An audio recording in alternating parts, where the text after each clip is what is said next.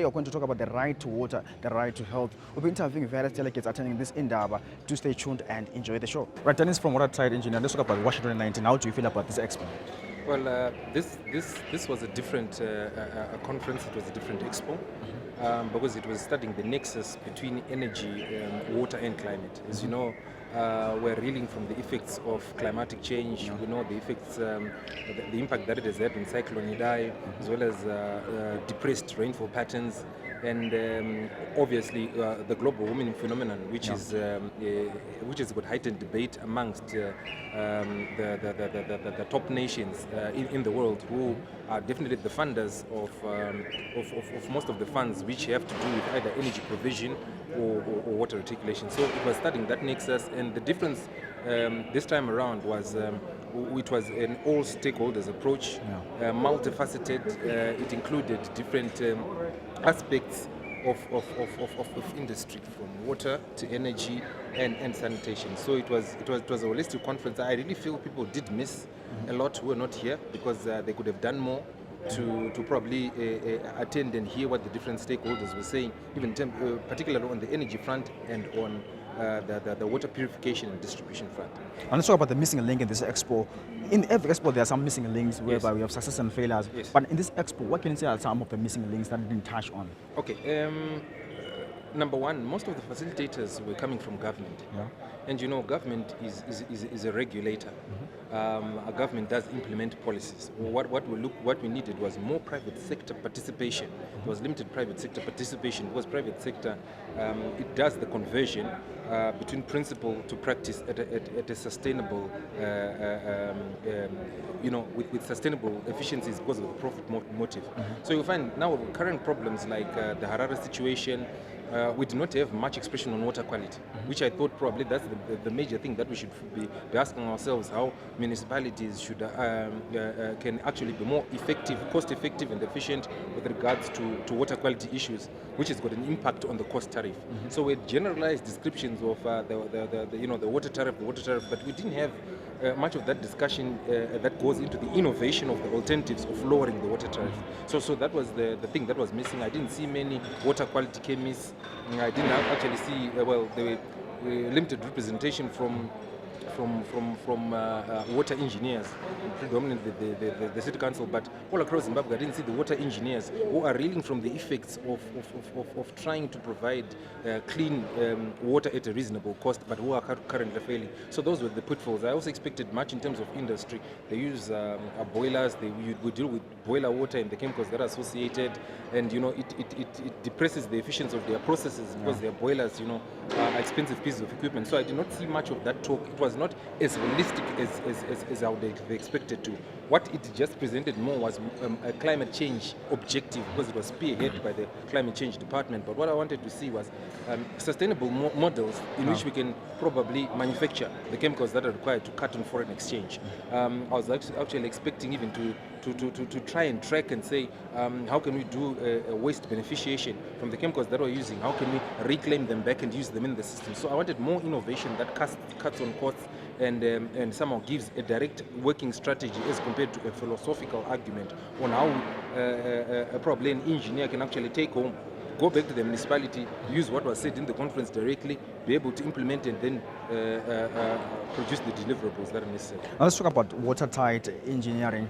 Your motto is "We speak water." Yes. The right to water is trying in our constitution of Zimbabwe. But what's happening in Harare in terms of water purification and water cleanliness? What's happening in Harare? So that some news are saying Harare water.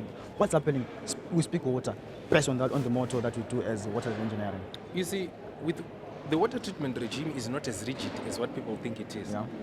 I'll tell you something. We have done work all across the nation for most municipalities, and one of the things that I find out is there is a significant knowledge deficit when it comes to water.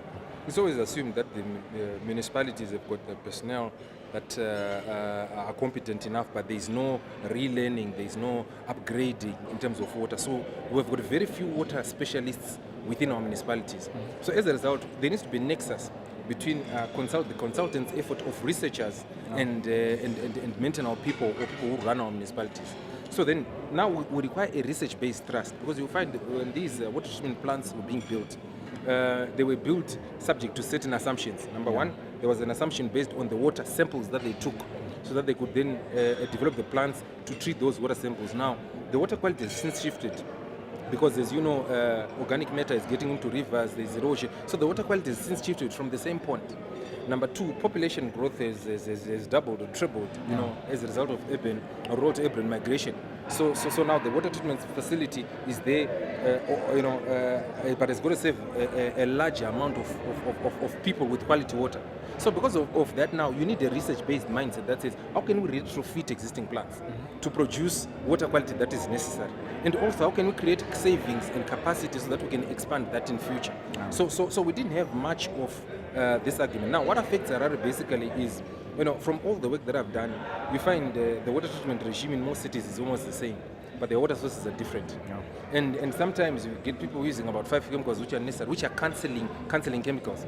For instance, you find they're using aluminum sulfate. That's not the only flocculant that is there, but it was a political business case where it was alum was a byproduct of Chemplex, and to support the business case of Chemplex, every municipality needed to use alum. It's efficient, yes, but it's amongst the alternatives. There are many other alternatives which are which actually produce a more cost-effective result. So now, instead of our water personnel coming again and saying, no, Chemplex is no longer working, but on the list of alternatives, what else can we use as a resource, as a local resource? Probably, or what can we manufacture locally to give us the same result? Because, you know, our Chemplex is no longer working. We just stuck to that. So right now we are importing because of a technical case that was stipulated earlier. Then another thing is, for instance, you find these chemicals, if you fail to use one, you'll have to complement with one or two. I'll give you a good example of aluminum sulfate. Aluminum sulfate removes organics, which is the suspended matter in water. So if you fail to optimize the use of aluminum sulfate, you now have to use activated carbon to remove things like odor, and also to remove, you know, part of the organic. So sometimes it's really a knowledge issue on how we can optimize on one, so that you don't necessarily need to use the cocktail that's necessary. So that's why for me, the missing link in this platform, where we talk about costs and everything that deals with water, has got to deal with the water quality and the engineering, who are supposed to have a technical presentation where they help each other and assist each other to then come and remodel based on the designs, and then present working solutions. Dennis, thank you for joining us. Thank you for joining us. Thank you so much. Thank you. Cool. There we have it. I was joined by engineer Dennis Chakawa from Watertight Engineering, right at WASHen 2019 at ZITEZW in Bulawayo. #Asakhe.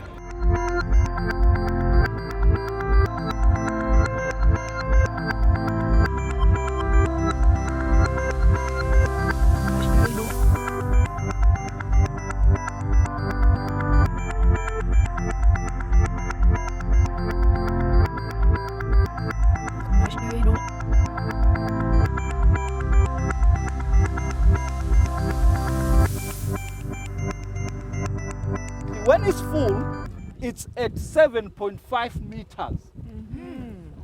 But currently, it's at 2.41 meters.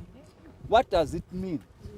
Number one, there is no water. Number two, what happens if there is an emergency along our pipelines or our pumps? We don't have the buffer to fall back on. So these are some of the reasons why you see us coming in to say emergency shedding. Because we would rather shed than lose this buffer. Okay. Because if we lose the buffer and there is an emergency, we can't have Bulawayo without water totally. So this is the Criterion Raw Water Reservoir. The functions, it's strategic, it safeguards Bulawayo in case of major emergencies on our bulk mains. Right, this is what we have done. There was a time when we went on an emergency shedding, and we had projected that we were going to complete the works in 4 days. Right, what had happened? You realize we've got what we call bell mouths. When we are abstracting from here, the water is gravitating into the plant. If we are not abstracting here, there is a bypass where the water, instead of coming out from those spouts, it immediately goes to the plant. So what happens is we've got the first bell mouth. If the reservoir is full, we abstract using that one. Now the level has gone down, we are abstracting using that one. There is a third and last bell mouth. Right. So these waters, after being abstracted, there is a valve. Let's face that direction.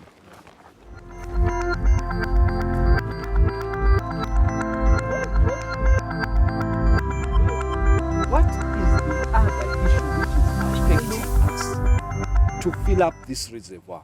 There is one, the availability of raw water at Nema. We abstract from the dams, convey to Nema.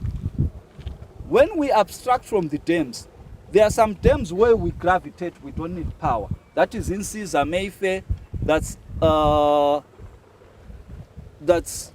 it's the only one. Right? And then we've got Inyankuni, we have to have power to boost the water uphill to a reservoir, to a halting reservoir. From the halting reservoir, the water then gravitates to Nema. And then we've got Umzingwane, we are using boosters, right?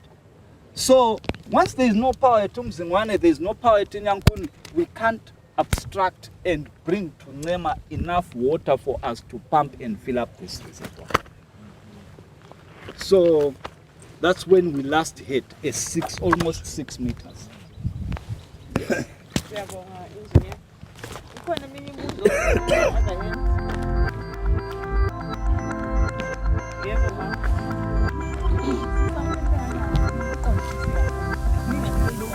Uthi nxa amanzi kule watershed nganti siyathatha amanzi amaningi kakhulu esiwagcina kuma containers. Aku-affect yini amanzi ngapha?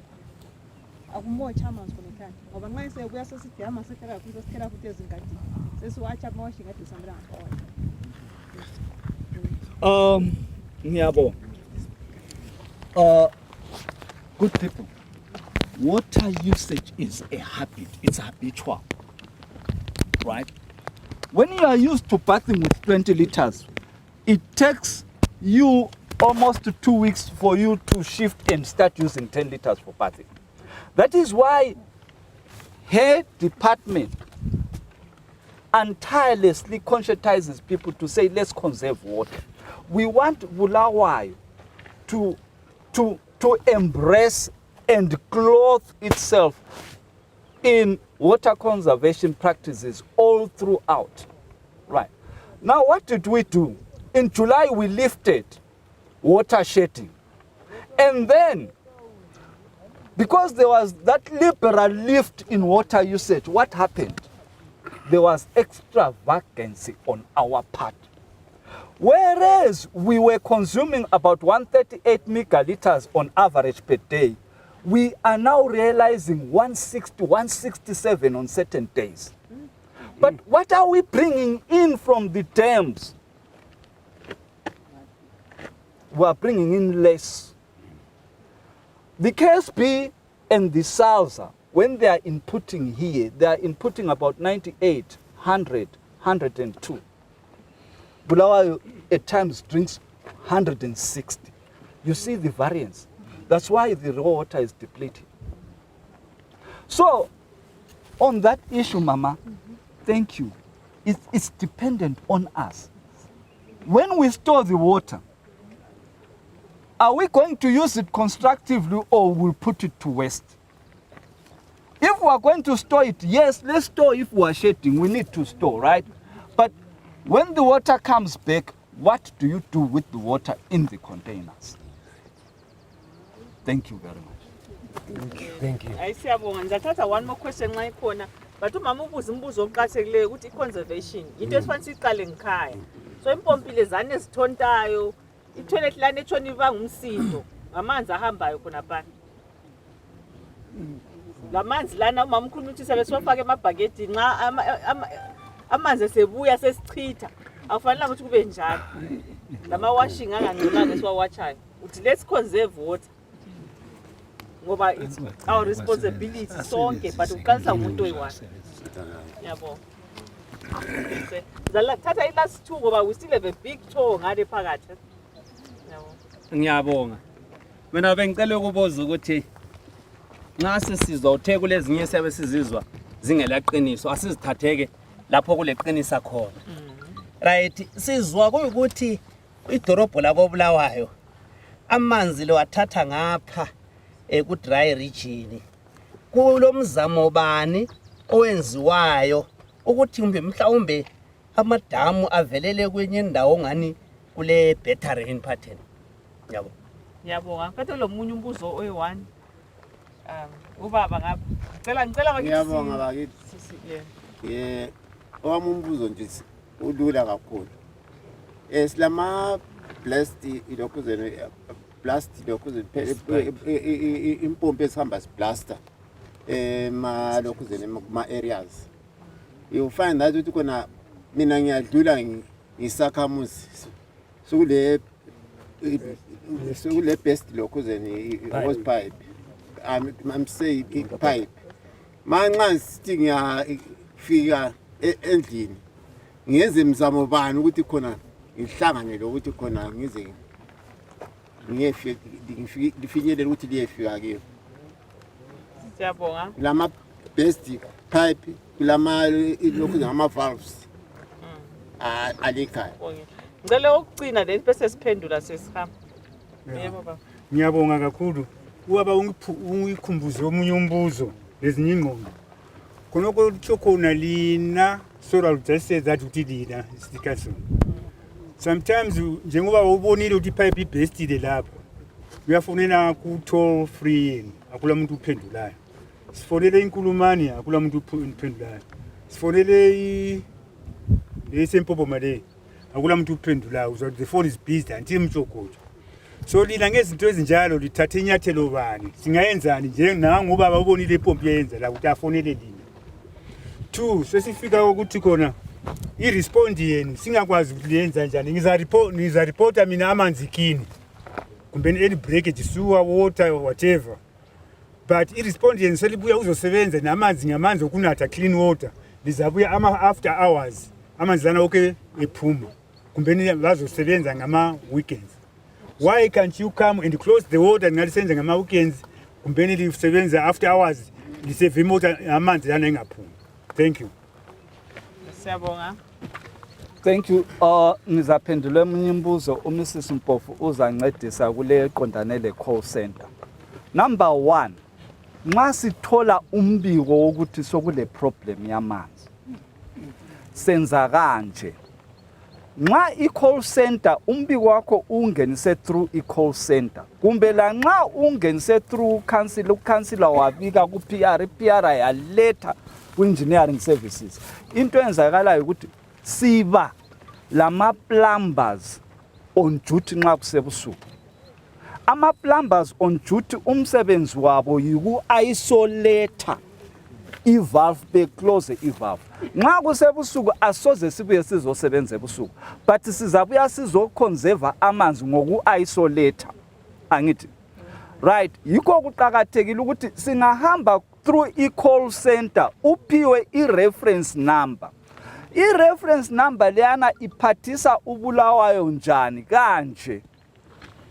You use the reference number to make a follow up if you are not happy with way the job has been done or has not yet been done. You keep the reference number, you keep the time when you called, and you keep the person, the name of the person you spoke to.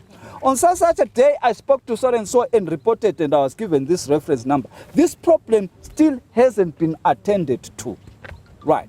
That customer interface is crucial for us to move forward as Bulawayo. So we ask that in future, if you don't get any joy, keep those records so that we reference back. Yes. That's item number 1. We do isolate. Right. And then? Ngiyabonga maybe ngicizele ku call center. Bakithi siyaxolisa ngoba kulamanye ama numbers angasebenzi kuhle. So kwesisikhathi nxa ifoni yabi ikhala, kuwe yabi ikhala but call center iline yakho yabi ingasebenzi. And then also sile WhatsApp number. I think sizabhalela ngingalipha but okunye sizabhala kuma minutes ku 0774 WhatsApp number 0774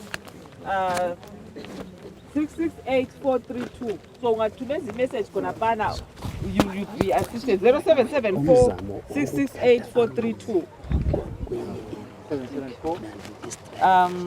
0774 668432.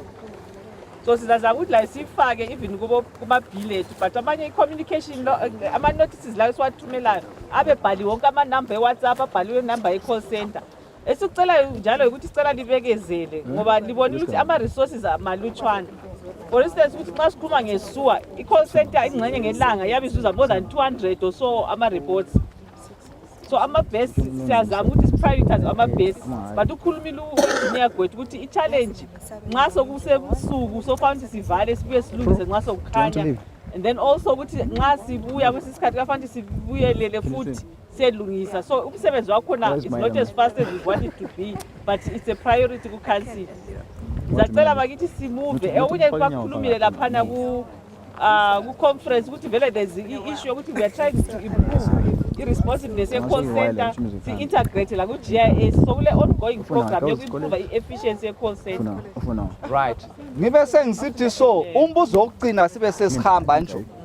Ubaba ubuza ukuthi senza mzamo ngobani ukuthi njoba namadamu ethu engapha angithi kwelezansi eMandebeleni okulezulu elilutshwana. Right. I-mandate yoku secure, the mandate to secure new water sources for places like Bulawayo now lies under iZinwa. Kule Water Act, le Zinwa Act, whereby such responsibilities were removed from local authorities and now sit with Zinwa. So, but currently, kule mzamo ye WASHen, and yes. So those are the responsibilities of central government through iZinwa. So this is where we are. We are working with Zinwa ukuthi siyeni phambili. Siyabonga. Ngizacela ukuthi kathesi si appreciate ukuthi kule inlet valve esayifakayo laphana enkulu. You can go up to 4 or 5 meters down there. It's a big valve. We are at the inlet works now into the plant. This valve came under the program, right? We call it the DN900. So these valves are twin valves, even though they differ in size. There is another one which is supposed to go there, which is the one which we placed the other side. So we have a variation to the contract, to the tender, wherein the 1,000, a second 1,000 will come in and be put there. So we are now controlling the inflows into the plant from the raw water reservoir. Right. So here we are. From here, let me straight away do this. Criterion comprises of 2 plants, twin plants. We've got plant 1 that side, we've got plant 2 this side. So each of these inlets can either lead us to plant 1 or to plant 2. Right. So this is still part of the tender. Inside there, we call that housing the pre-treatment site. That's where we do our pre-dosing. Pre-dosing, we're adding chemicals which are necessary for certain processes to start the treatment.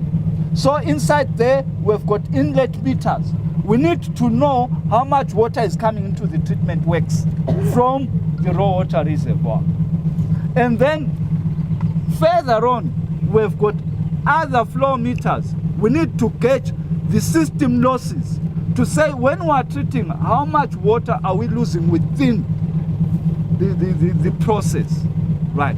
All this is part of the tender, right?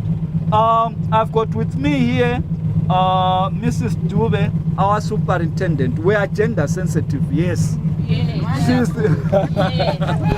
She's the one who looks after this treatment plant. When we go further, I'll also give her that opportunity to say 1 or 2 things. Ladies and gentlemen, thank you. let's now proceed. Let us, madam. Okay, for the sake of time, I will try and just explain what's happening in here, what has been done on the tender, so that we go to the major things that I think you people are more interested in. Like you said, inside we've got our meters that were put in as part of the tender, and then we've got upstairs, because we can't be all going up the steps, it will take us a lot of time.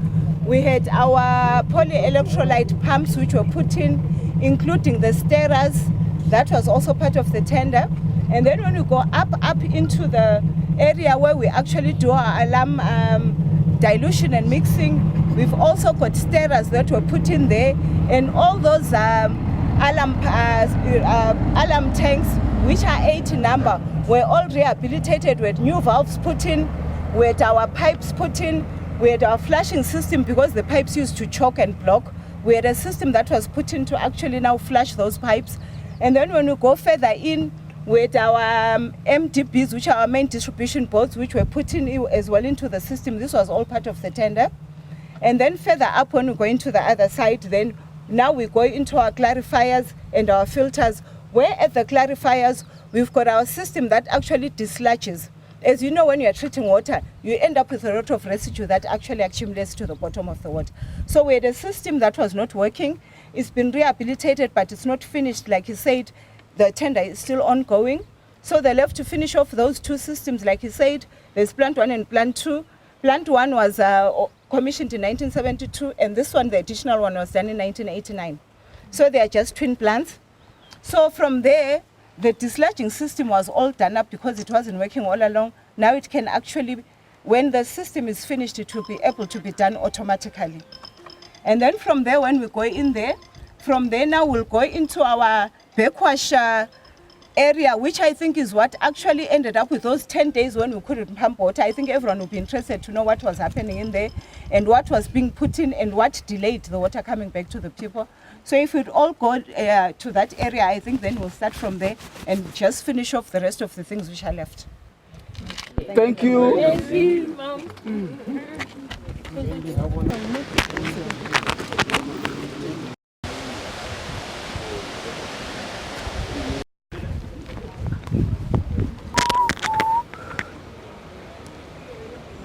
Apa? I think I'm away. Stone.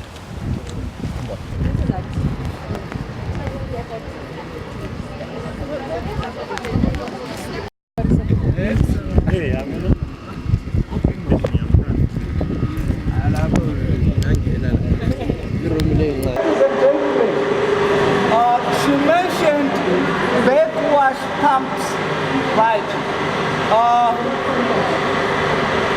Madu, Mrs. Du, can you tell them what's happening here so that they'll know you are in charge of this big plant? Okay. I hope my voice will be able to carry through. Where we are standing, actually, this is the backbone of water treatment. Without this room, we can't do any water treatment because our filters that we use to treat our water actually behave like a sieve. So a sieve, once you keep sifting,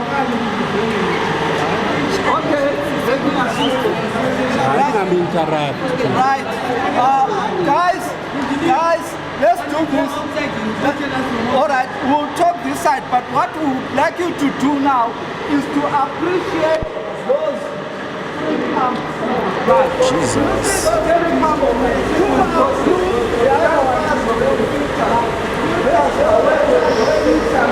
I'll ask our principal engineer, electromechanical engineer, to explain what is happening here. Mrs.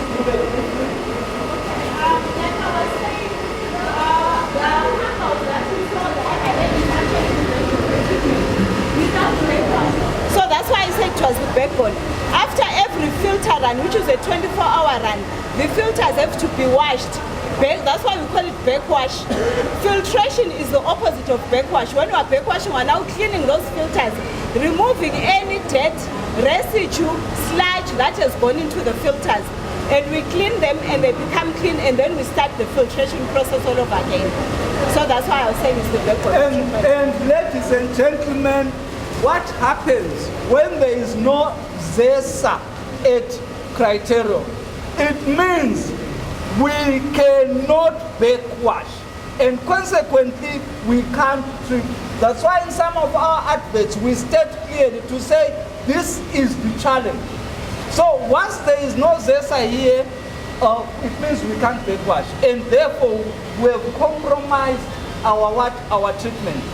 We would rather close the plant than give off substandard water. So now I'll ask Engineer Ndlovu to say what happens here.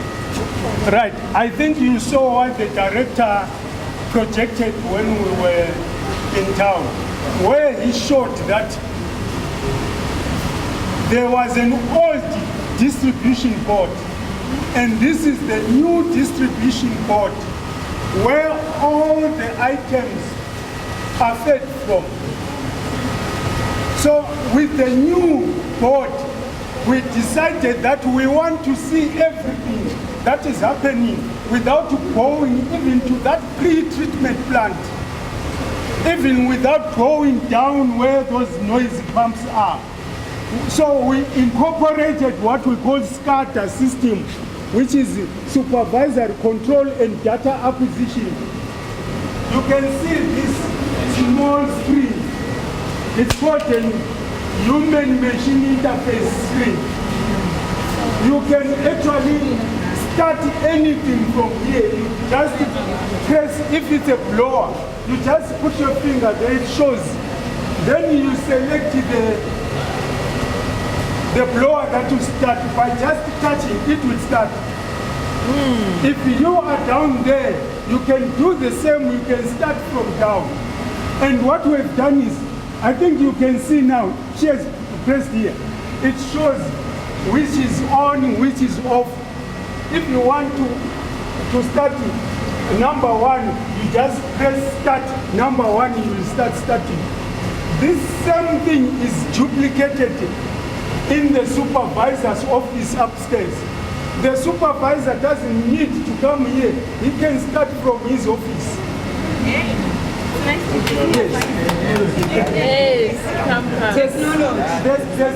It will also show you how much water is flowing through the system from here or even from the office. So this is what we're trying to do, to make sure it's easier for someone. You don't have to send someone. It's raining, there's lightning outside. Rush and go and tell us what is happening that side. Yeah. The person just looks at the screen and can say what is happening. Wow. Right. Yes. Thank you very much, Engineer. Ladies and gentlemen, this is where we end our tour, but suffices to say all these installations came with your understanding. When we tell you to say we are now shaping for this emergency, we know you always stand with us. So let's continue working the work together. We are yet to meet more challenges. We are yet to conquer together. Outside there are flow meters. From here we are now taking the water to the reservoirs there. Right? There is a clear water reservoir. Right? But there is also some disinfection of the water, right, at the other post-treatment plant. So, thank you, ladies and gentlemen. Let's have a good rest of the day. Thank you, Siabo. Thank you very much. Thank you. Thank you so much.